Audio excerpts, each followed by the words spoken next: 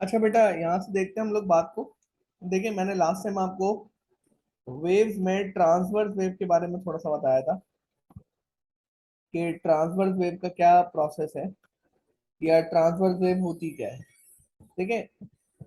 Transverse wave में अगर आप थोड़ा सा गौर करें तो मैंने आपको लास्ट टाइम ये चीज सिखाई थी कि सपोज मेरे पास कोई वाटर टब है। ये कोई वाटर से फिल हुआ हुआ कोई कंटेनर है।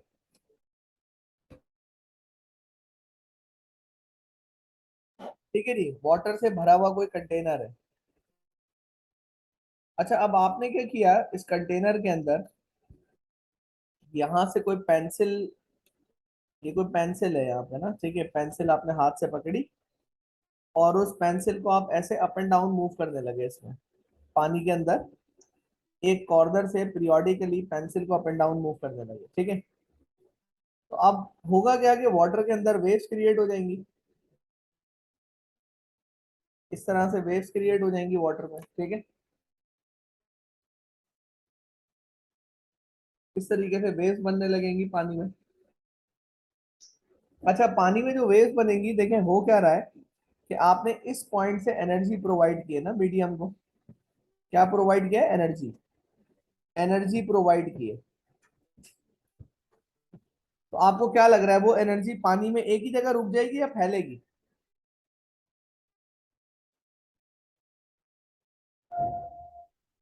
जी बेटा, क्या कहते हैं? वो एनर्जी जो आपने प्रोवाइड की है, is that going to stay at a single point और it is going to spread? It will spread, definitely it will spread. जब भी तो देखें, हमने डिस्टरबेंस कहाँ पे की है? We are disturbing, we are disturbing water container, we are disturbing water container from left.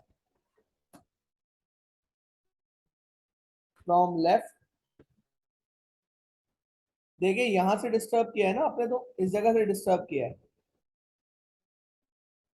We are disturbing water container from left, but energy is moving to the right. मगर एनर्जी तो फिर भी right पे जा रही है, but energy is moving to the right. यानी कि आपका कंटेनर आपने लेफ्ट से डिस्टर्ब किया तो आपकी एनर्जी तो यहाँ रुकी नहीं बल्कि पूरे कंटेनर में फैल गई।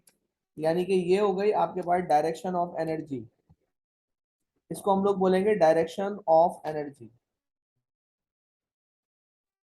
या डायरेक्शन ऑफ वेव भी बोलते हैं इसको। ठीक है। अच्छा, अब देखें, एक बात सोचिएगा। अगर मैं इस कंटेनर के ऊपर, वाटर कंटेनर के ऊपर कोई प्लास्टिक का बॉक्स रख दूं, तो ये प्लास्टिक का बॉक्स क्या करेगा? ये पानी के साथ साथ आगे जाएगा या ये अपनी पोजीशन पे अप एंड डाउन होता रहेगा?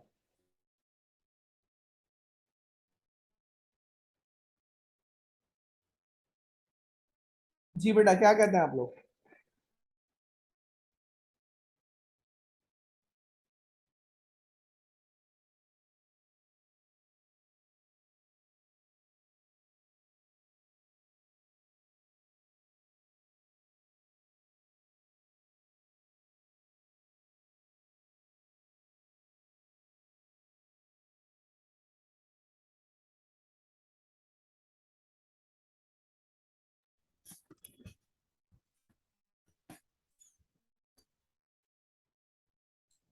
देखें बेटा, ये जो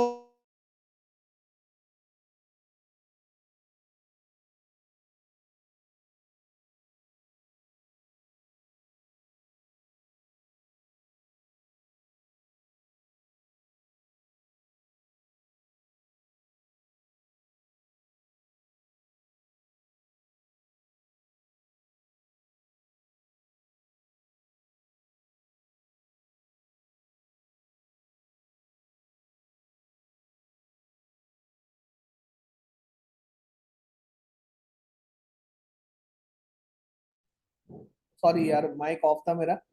अच्छा देखिए बिलाल, सपोज ये जो बॉक्स है ना, ये पार्टिकल ऑफ मीडियम को रिप्रेजेंट कर रहा है। तो ये क्या होगा, ये अपनी पोजीशन पे सिर्फ अप एंड डाउन होता रहेगा। ये अपनी पोजीशन पे अप एंड डाउन होता रहेगा। ये आपके पास जो है वो आगे नहीं जाएगा, मतलब ऐसा नहीं होगा कि ये कोई आगे बढ़ जाएगा अपनी पॉइंट से। असल में देखिए प्रैक्टिकल सिनेरियो में जब आप देखते हैं ना, तो ये आपको ऐसा लगता है कि शायद ये आगे मूव हो जाता है, मगर वहां पे हवा भी चल रही होती है। अगर आप इस कंटेनर को किसी क्लोज एनवायरनमेंट में रख के एक्सपेरिमेंट करेंगे तो ये कभी भी आगे नहीं जाएगा। तो इसका मतलब ये कि डायरेक्शन ऑफ एनर्जी जो है वो आपकी लेफ्ट टू राइट है, और वाइब्रेशन ऑफ पार्टिकल्स जो है वो अप एंड डाउन है। यानी वाइब्रेशन ऑफ पार्टिकल्स इस तरह से अप एंड डाउन, यानी ये जो अप एंड डाउन एरो है ये वाटर के पार्टिकल्स को रिप्रेजेंट कर रहा है। यानी कि वाटर के जो पार्टिकल्स हैं वो अप एंड डाउन मूव कर रहे हैं। और ये हो गई आपके पास डायरेक्शन ऑफ एनर्जी।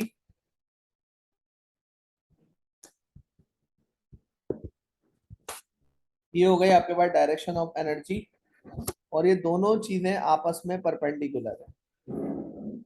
ये दोनों चीजें आपस में परपेंडिकुलर है।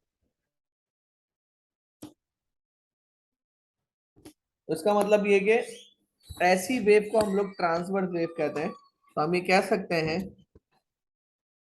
The direction of wave is perpendicular to the movement of particle. Exactly यही मैंने लास्ट टाइम भी बताया था। हम ये कह सकते हैं कि water wave is an example of transverse wave, is an example of transverse wave where,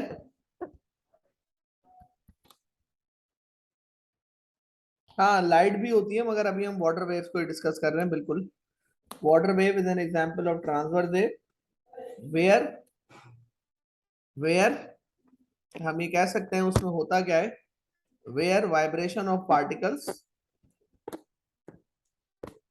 where vibration of particles and direction of wave, and direction of wave are are perpendicular. ये समझे कि ट्रांसवर्स वेव की एक तरह से definition भी हो सकती है। मैं आपको एक चीज दिखाता हूं जरा इसमें।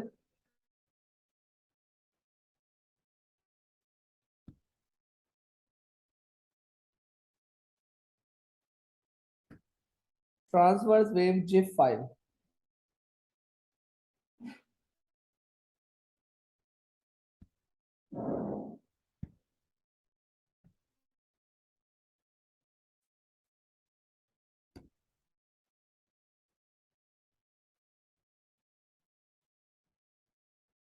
देखिए इसको जरा गौर से देखें। इसमें क्या हो रहा है, पार्टिकल्स क्या कर रहे हैं अपनी पोजीशन पे, देखें।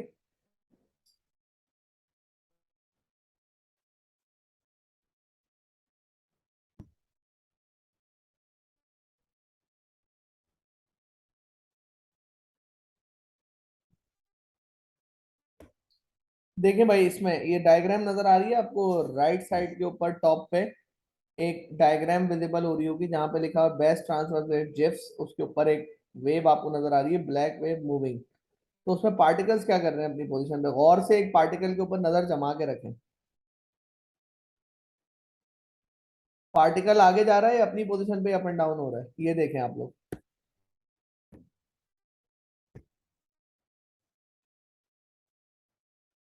परपेंडिकुलर क्या होता है बेटा, परपेंडिकुलर का मतलब होता है ईमान, जो चीज 90 डिग्रीज बनाए ना उसको परपेंडिकुलर बोलते हैं। एग्जैक्टली exactly, यानी कि अब देखें बिलाल ऐसा ही हो रहा है, पार्टिकल्स अपनी पोजीशन पे एक ही पोजीशन पे ही है ना।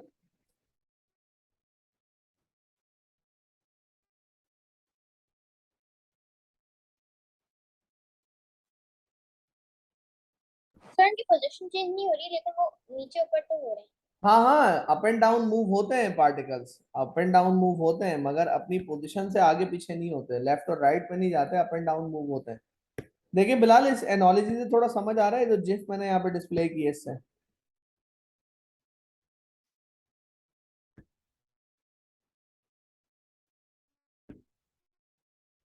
Water waves transfer wave.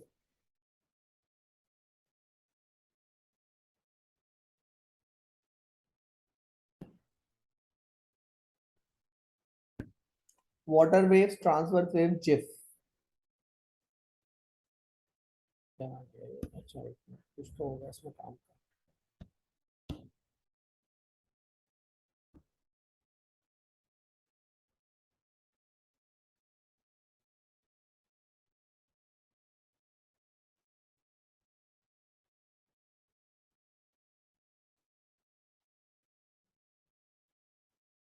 ये बड़ा अच्छो कर रहा है इसको। खैर, आपके पास जो है वो पार्टिकल्स अपनी पोजीशन पे अप एंड डाउन करते रहेंगे, ये मैंने लास्ट टाइम भी आपको एक्सप्लेन किया था इसमें, ठीक है। अच्छा, फिर मैंने दो ग्राफ्स पढ़ाए थे, किसी को याद है कौन कौन से ग्राफ्स पढ़ाए थे मैंने वेव्स के? जी हिबा, याद है कौन कौन से ग्राफ्स मैंने लास्ट टाइम डिस्कस किए थे? सर उसके अंदर आपने चीजें पॉइंट आउट की थी, वेवलेंथ और ग्राफ। Exactly exactly. एक तो मैंने आपको पढ़ाया था डिस्प्लेसमेंट इन सेंट। अच्छा, एक हमारे पास होता है डिस्प्लेसमेंट टाइम ग्राफ, ठीक है, और दूसरा होता है हमारे पास डिस्प्लेसमेंट डिस्टेंस ग्राफ।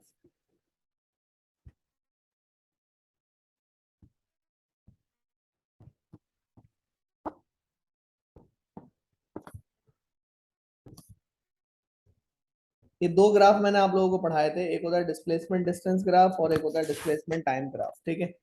अच्छा, अब मैं इसके ऊपर एक वेव बना देता हूँ। ये मैंने एक वेव बना ली इसके ऊपर ऐसे, और यहाँ पे भी वेव बना लेता हूँ। ये मैंने इसके ऊपर एक वेव बना ली इस तरह से। अच्छा, अब देखें इस ग्राफ की इंटरप्रिटेशन कैसे थी, ये मैंने लास्ट में बड़ा डिटेल में बताया था। ये नोट्स की पीडीएफ मैंने आपको भेजी हुई थी, जिसके अंदर मैंने सारा ग्राफ को अच्छी तरह से एक्सप्लेन किया था, एक एक चीज आपको। इसको मैं थोड़ा सा रिवाइज कर रहा हूँ। देखें, एक वेव को बनने में जितना टाइम लगता है उसको हम कहते हैं टाइम पीरियड। इसको हम कहते हैं टाइम पीरियड। देखें, इसको कहते हैं टाइम पीरियड, ठीक है। अच्छा, और एक वेव की जो लेंथ होती है उसको हम लोग कहते हैं वेव लेंथ, यानी लैम्डा से रिप्रेजेंट करते हैं और इसको हम कहते हैं वेव लेंथ। अच्छा, इसी तरीके से अगर हम एक वेव का ये यहां से लेके देखें, इससे ये वाली लाइन से लेके जो बीच वाली सेंटर लाइन है ना, इस सेंटर लाइन को हम लोगों ने लास्ट टाइम भी बोला था कि मीन पोजीशन है, इस लाइन को बोला था मीन पोजीशन।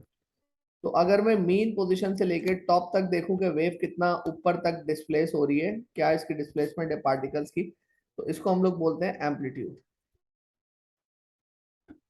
इसको बोलते हैं एम्पलीट्यूड, यानी कि कैपिटल ए।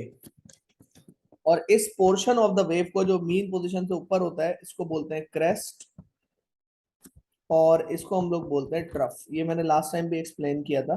सर हम इसको मैक्सिमम राइज और मैक्सिमम फॉल लिख सकते हैं ना? वैसे तो खैर लिखने को तो लिख सकते हैं, मगर इसका टेक्निकल लफ्ज अवेलेबल है हमारे पास फिजिक्स की डिक्शनरी में, तो हम इसको क्रैश और ट्रफ ही बोलेंगे, हाँ, ठीक है। जो डेफिनेशन में। बिल्कुल क्रैश और ट्रफ बोलेंगे इसको, ठीक है।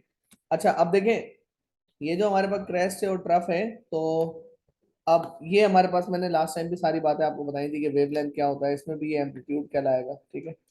ये भी एम्पलीट्यूड कहलाएगा। फिर मैंने इस पे कुछ फॉर्मूले बताए थे आपको। एक था formula F is equal to 1/t, एक था formula T is equal to 1/f, और एक फॉर्मूला था v is equal to lambda upon T, और v का मतलब क्या था, wave speed.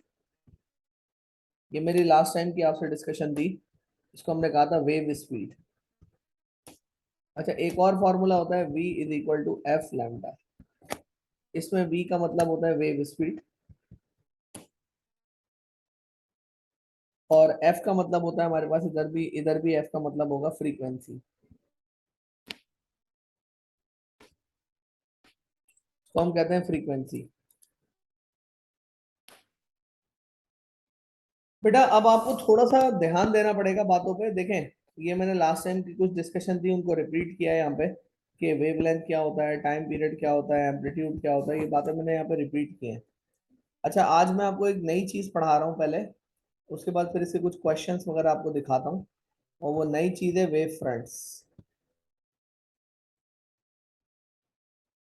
Now what is wave front, जरा गौर से देखिएगा।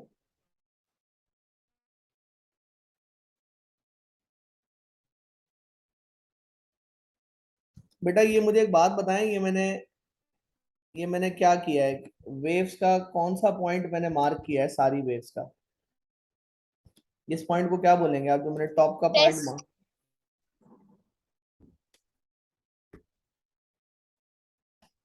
ये मैंने क्रेस्ट इसका मार्क किया है, ठीक है। और क्रेस्ट का भी टॉप पॉइंट मार्क किया है ना। देखें बिलाल, इस वेव में मैंने क्या किया है, इसमें मैंने क्रेस्ट मार्क कर दिया, और क्रेस्ट का भी सबसे टॉप पॉइंट मैंने इसमें मार्क किया है। अच्छा अब देखिए हुआ क्या, जब मैं सारे टॉप पॉइंट को एक लाइन से ज्वाइन कर देता हूं, तो इस लाइन को हम लोग बोलते हैं wave front.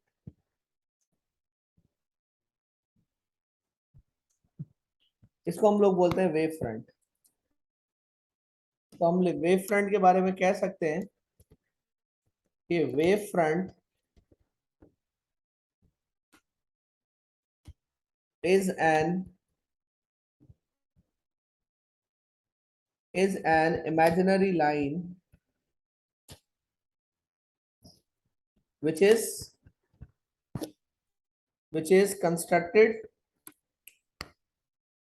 Wavefront is an imaginary line which is constructed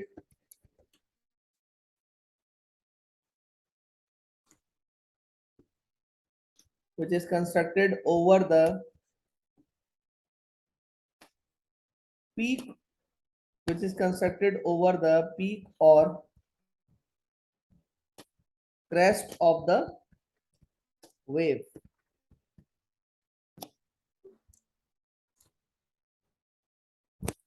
ठीक है जी।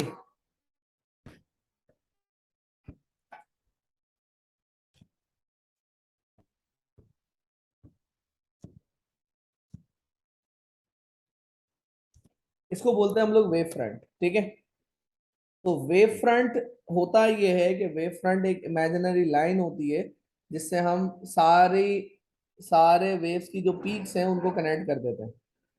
अच्छा आइंदा के बाद आपको फिजिक्स में, बेटा आइंदा के बाद अगर आपको फिजिक्स में ये लाइंस नजर आ जाए ऐसी लगी हुई, हाँ भाई, अगर आपको ऐसे सीधी सीधी लाइंस लगी हुई नजर आ जाए कहीं पे, तो आप इनको क्या बोलेंगे? वेव हाँ भाई, front.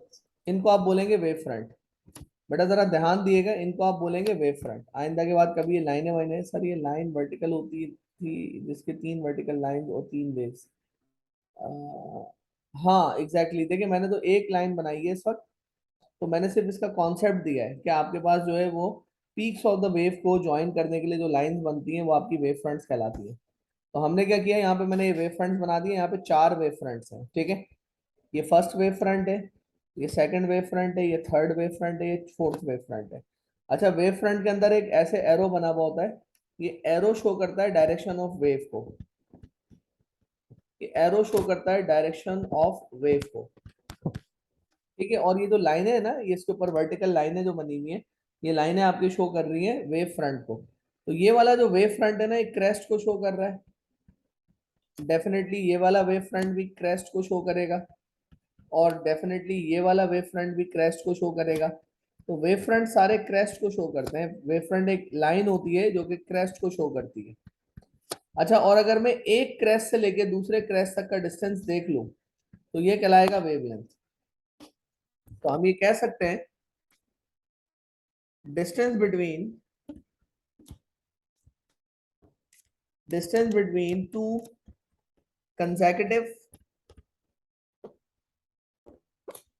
consecutive wave fronts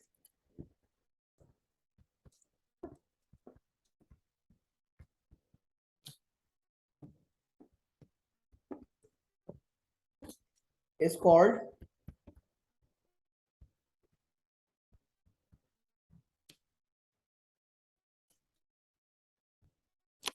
wavelength। अच्छा कोई थोड़ा सा बेटा आप थोड़ा सा पेशेंस रखिएगा, मैं एक चीज और आपको बता रहा हूं इसमें, देखें दोबारा से सीखें जरा एक चीज को। आप मुझे एक बात बताएं गौर से देख के, ये मैंने डिस्प्लेसमेंट वर्सेस टाइम ग्राफ बनाया, ठीक है। बेटा एक वेव के टाइम को क्या बोलते थे हम लोग, बताएं जरा। Time period. टाइम पीरियड बोलते थे ना, एक वेव के बनने के टाइम को हम लोग बोलते थे टाइम पीरियड। ठीक है।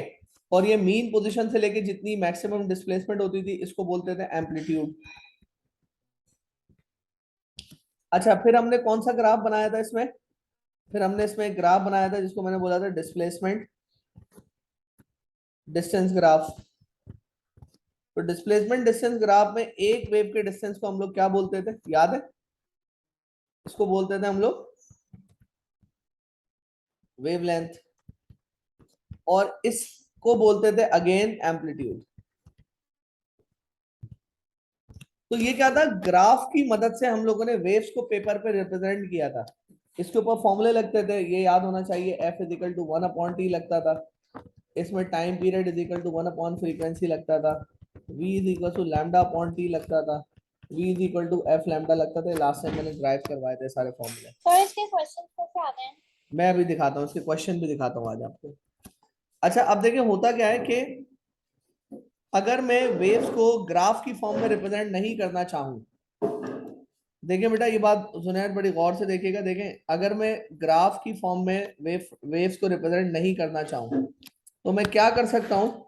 वेव्स को रिप्रेजेंट करने के लिए ये मैंने क्या ड्रॉ किए,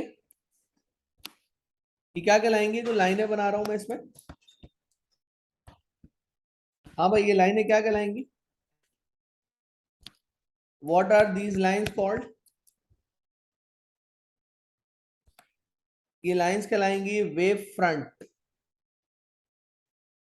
ये लाइन कहलाएंगी वेव फ्रंट। अच्छा, अब ये कहलाएंगी वेव फ्रंट।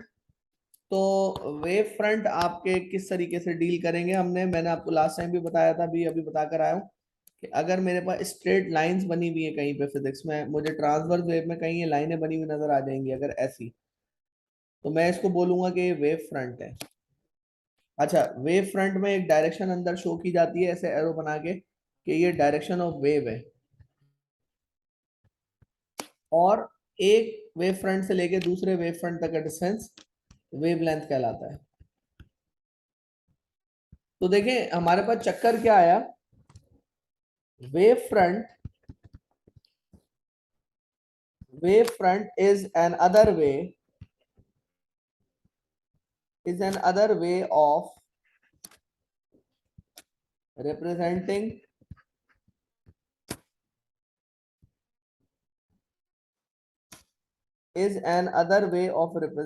waves on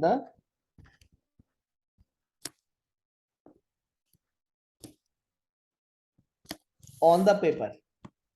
यानी कि वेव फ्रंट वेव्स को शो करने के लिए ड्रॉ किए जा सकते हैं। वेव्स को आप ग्राफ की फॉर्म में भी शो करते हैं, और वेव्स को आप वेव फ्रंट की फॉर्म में भी शो करते हैं।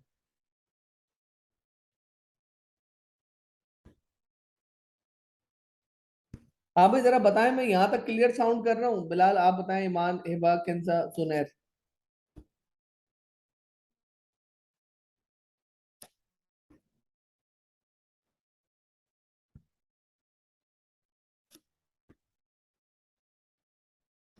सही है जी, यहां तक की बात ना। देखिए भाई, ग्राफ बनाऊं या वेव फ्रंट बनाऊं तो मैं वेव्स को रिप्रेजेंट कर सकता हूँ। अच्छा, अभी इन्होंने सवाल पूछा था हिबा ने कि इसके सवाल आखिर कैसे आते हैं वेव्स के, तो अभी तो खैर हमने वेव्स में कोई इतना खास पढ़ा वढ़ा नहीं है, तो इतना कुछ सवाल दिखाने के मैं उसमें नहीं हूँ अभी कैपेसिटी में। बट स्टिल अगर आप पूछ रहे हैं तो मैं इसका एक आध सवाल आपको जरूर दिखा देता हूँ कि इसका सवाल आखिर आएगा कैसा।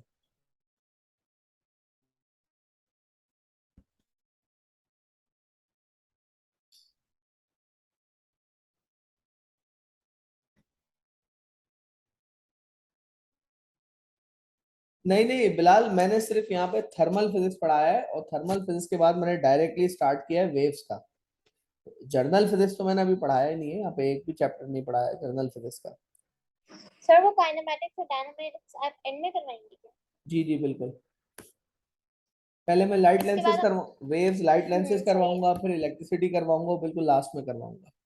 और उसकी रिकॉर्डिंग्स तो खैर मैंने डाल दी थी अभी फिलहाल, बहुत सारे चैप्टर्स की रिकॉर्डिंग भी मैंने ग्रुप पे डाली हुई है आपकी सपोर्ट के लिए, तो मैं आपको दे दूंगा। सर प्रेशर वगैरह हम कर चुके हैं क्या? नहीं ना, क्या चीज? प्रेशर तो अभी नहीं किया ना। नहीं नहीं, तो आप डे वन से मेरे साथ हैं क्लासेस में, कहाँ से कर लिया हम लोगों ने प्रेशर? अच्छा, मैंने अलग से रिकॉर्डिंग देख ली थी बहुत सारी। हाँ वो रिकॉर्डिंग्स वगैरह दी हुई है मैंने प्रेशर की, इन सब चीजों की, मगर पढ़ाया नहीं है। जो चीज मैंने नहीं पढ़ाई है उसको मैं काउंट इन करूंगा ही नहीं कि मैंने पढ़ाई है। रिकॉर्डिंग तो ऐसे मैं सारे सिलेबस की दे दूं आपको, तो वो रिकॉर्डिंग से काम कोई चलेगा। रिकॉर्ड आपको पढ़ाना है सारी चीजें, रिकॉर्डिंग्स में दे दूंगा सपोर्ट के लिए आपको, कि आपको कोई टेस्ट है कोई मसला है तो आप उसमें से देख लें।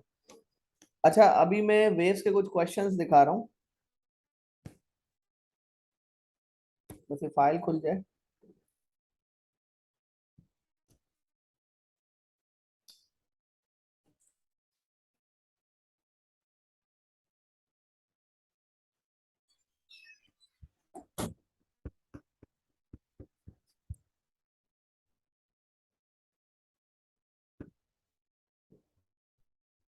अच्छा जी, अब ये एक सवाल है वेव्स का।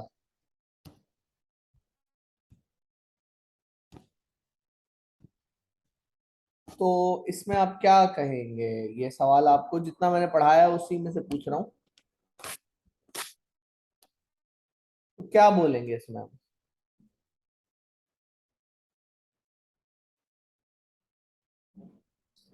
इसने पूछा है what is the amplitude of the wave.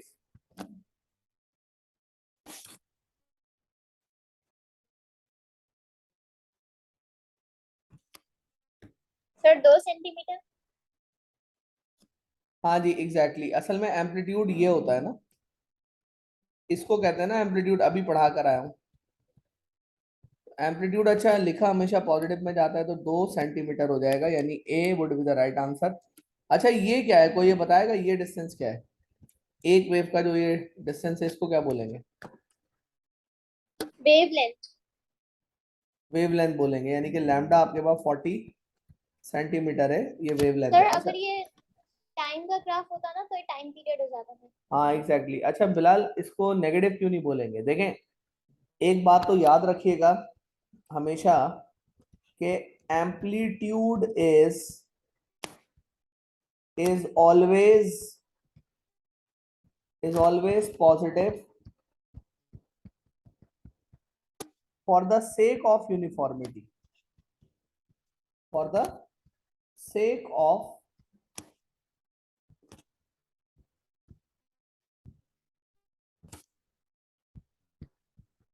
for the sake of uniformity। अच्छा यूनिफॉर्मिटी की वजह से हम लोग इसको हमेशा पॉजिटिव लेते हैं। देखें अगर मैं आपको बोलता ना कि आप एम्पलीट्यूड जो है वो नेगेटिव ले लें, तो आप मुझसे कहते हैं कि सर आपने नेगेटिव क्यों लिया एम्पलीट्यूड, तो मैं कहता अच्छा चलें पॉजिटिव ले लें, फिर आप कहते सर नेगेटिव क्यों नहीं लिया। तो इसलिए हमने क्या किया, असल में देखें दोनों तरफ एक ही बात होती है। यहां पर आ रहा है कितना, +2 सेंटीमीटर, और मीन पोजीशन के नीचे आ रहा है -2 सेंटीमीटर। तो एम्पलीट्यूड तो ये भी है और एम्पलीट्यूड तो ये भी है, मगर एम्पलीट्यूड हमेशा पॉजिटिव में कोट किया जाता है। इसलिए पॉजिटिव में कोट किया जाता है ताकि एक यूनिफॉर्म स्टैंडर्ड बन जाए। यानी मैं जब भी बच्चे से पूछूं, कोई भी वेव देखे वो पूछूं उसका एम्पलीट्यूड कितना है, तो वो एक ही आंसर दे मुझे और वो हमेशा उसको पॉजिटिव बोले। तो एम्पलीट्यूड को हमेशा पॉजिटिव लिखा जाता है by rule, and to have the uniformity, ताकि आप सबके आंसर एक जैसे ही आए। देखें बिलाल बात मेरी कुछ क्लियर हुई इसमें?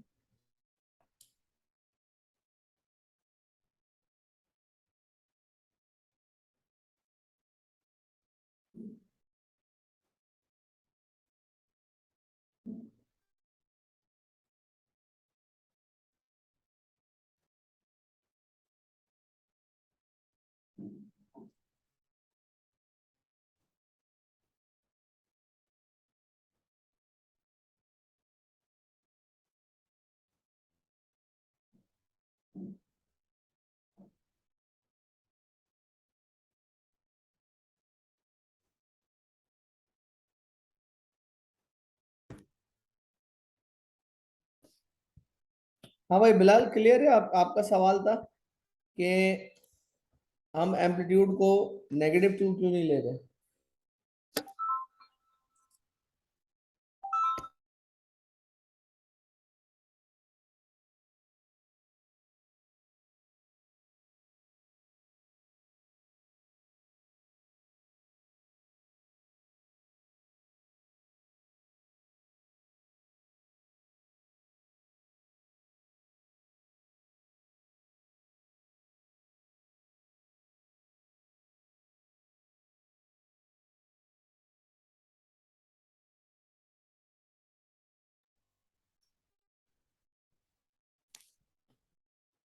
हाँ भाई, amplitude is always positive for the sake of uniformity.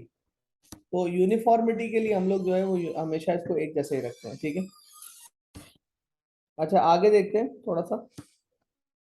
तो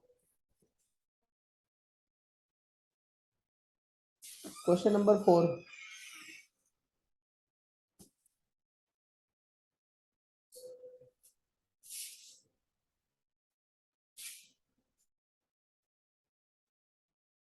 देखें, ये भी आपसे हो जाएगा मेरे ख्याल से।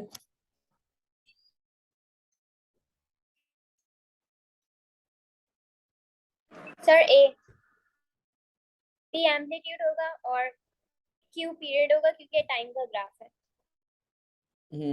एग्जैक्टली। क्योंकि देखें बिलाल, ये भी तो देखें कि वाई एक्स एक्सिस पे रखा हुआ क्या है, टाइम है।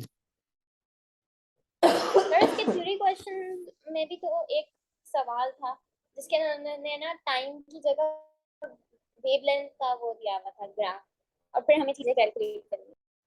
हम्म देखें, अभी देखते हैं। अच्छा देखें, ये जो पी है ना, ये तो एम्पलीट्यूड है, ये तो बिल्कुल सही है। मगर ये जो यहाँ से लेके यहाँ तक का टाइम है, वो टाइम पीरियड है। इसको जस्ट पीरियड भी बोलते हैं। तो इसका आंसर ए होगा। पी जो है वो एम्पलीट्यूड है और क्यू जो है वो पीरियड है।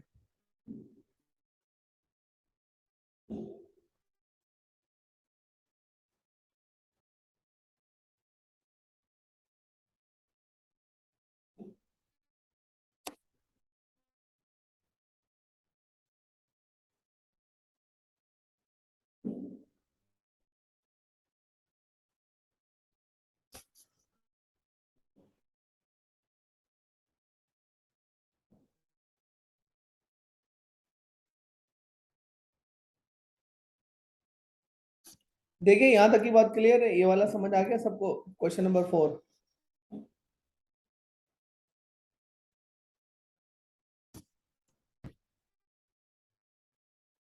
अच्छा आगे देखते हैं इसमें, क्वेश्चन नंबर 6।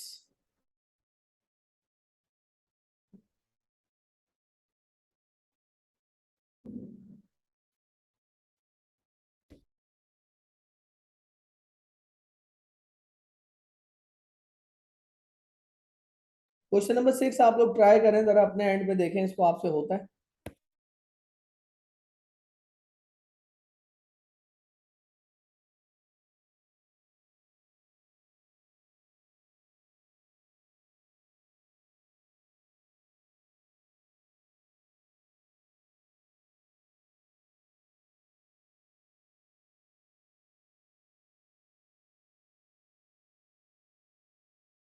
सर आप एक बार फॉर्मूलेज दिखा देंगे, हम लिख लें।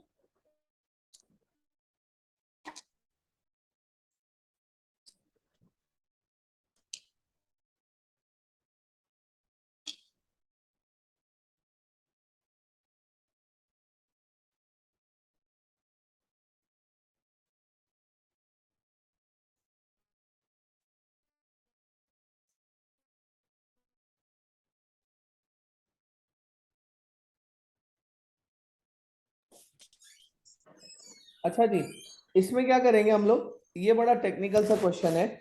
असल में इसमें ये कह रहे हैं, the diagram shows the spring is shaken from side to side, the distance between the successive peaks. Successive peaks का मतलब ये है कि एक पीक से लेके दूसरी लैम्डा। पीक तक, तो ये लैम्डा है। सक्सेसिव पीक्स के दरमियान का डिस्टेंस होती है वेवलेंथ, यानी कि लैम्डा। और फ्रीक्वेंसी भी इसने मुझे दे दी, और फ्रीक्वेंसी कितनी है, 2.5 हर्ट्ज। तो इसने मुझसे पूछा है कि how long does it take, यानी कि टाइम निकालना है 3 मीटर का डिस्टेंस ट्रेवल करने के लिए। तो आप पहले इसकी स्पीड निकाल लें। तो स्पीड का फॉर्मूला होता है v equal to F lambda. तो फ्रीक्वेंसी की वैल्यू रखें 2.5 और लैम्डा की वैल्यू रखें 0.6। तो स्पीड कितनी आ रही है? 1.5। ये आ रही है 1.5 मीटर्स पर सेकेंड, ठीक है। अच्छा अब क्या होगा, अब आप दोबारा से स्पीड का फॉर्मूला लगाएं। तो स्पीड बराबर होता है किसके, डिस्टेंस अपॉन टाइम के। तो आपने स्पीड की जगह रखा 1.5, डिस्टेंस की जगह पे रखा 3 मीटर, क्योंकि 3 मीटर का डिस्टेंस इसने क्वेश्चन में कहा है, और टाइम की जगह पे टी रखा। तो t बराबर हो जाएगा 3 Seconds. डिवाइडेड बाय 1.5 के। C.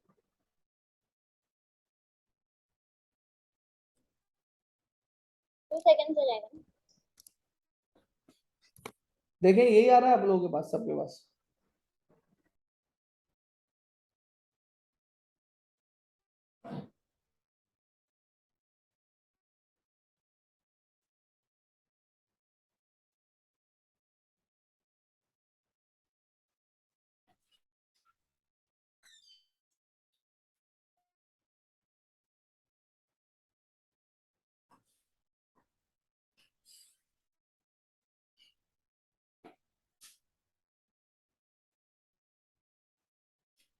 सर क्वेश्चन 7 भी करना है।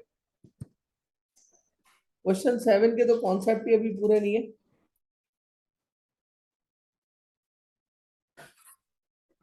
क्वेश्चन नंबर 8 हम लोग